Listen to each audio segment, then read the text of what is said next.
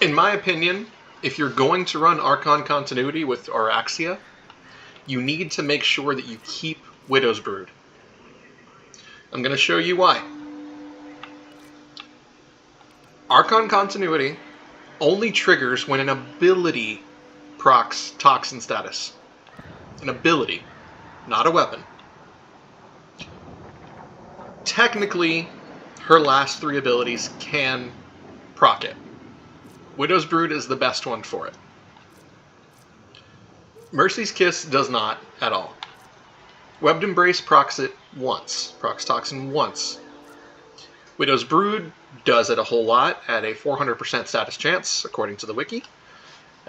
You'll get 1/4 of the status procs inflicted as corrosive, but still. The Scuttlers count as ability damage, so anything that they do, and they have guaranteed impacts and toxin procs, will go on ahead and trigger Archon Continuity. Silken Stride sort of procs it, sort of triggers it. It does not trigger it on weapon damage.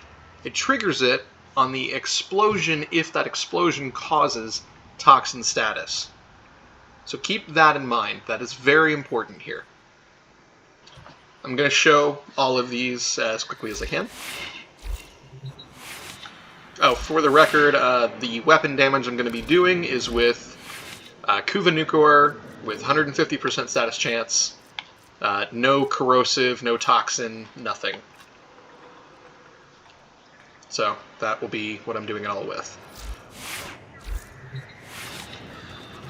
I'm just going to do 4 Corrupted Heavy Gunners at level 185. Go ahead and go into that.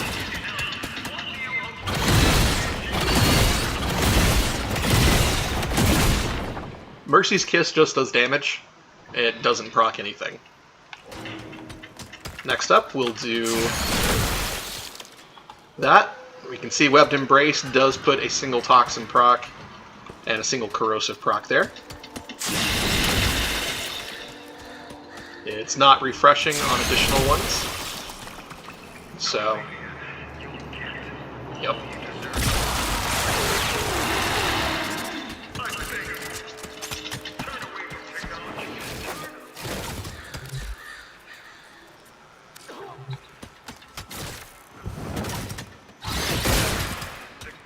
With Widow's Brood, we can see that we're throwing a lot of Toxin procs out, and 1/4 of that in the Corrosive.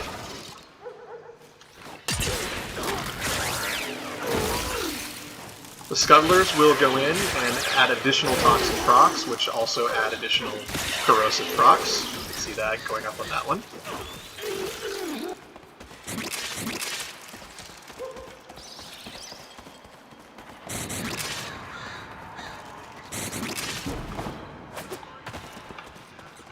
And rather than wait for these to die, I'm just gonna go in and change the build real quick.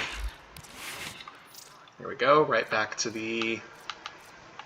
That Corrosive there is, of course, just from the previous build. They are all gone now. Corrupted Heavy Gunners. You know what, I'm gonna do just one to show you what I'm talking about. Let's see. We got 1. What? There we go.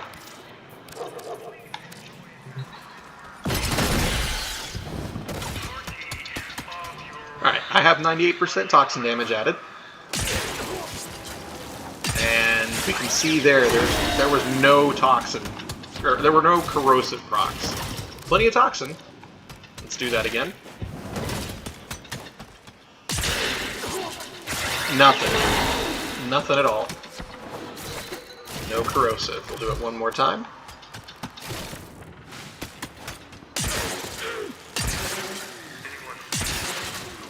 Yep, nothing. Now here's where Silken Stride actually does work. Let's do... We'll do 3. Why not?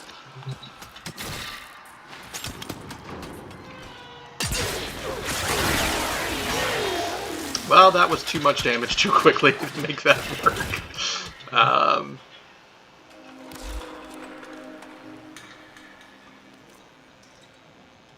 You know what, let's just throw 20 in there. Why not?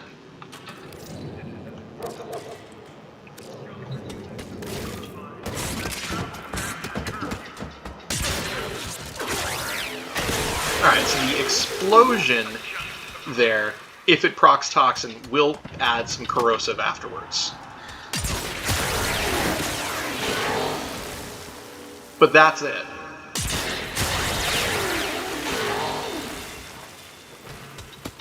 That's all. So you cannot rely on Silken Stride as your armor stripping for an individual target.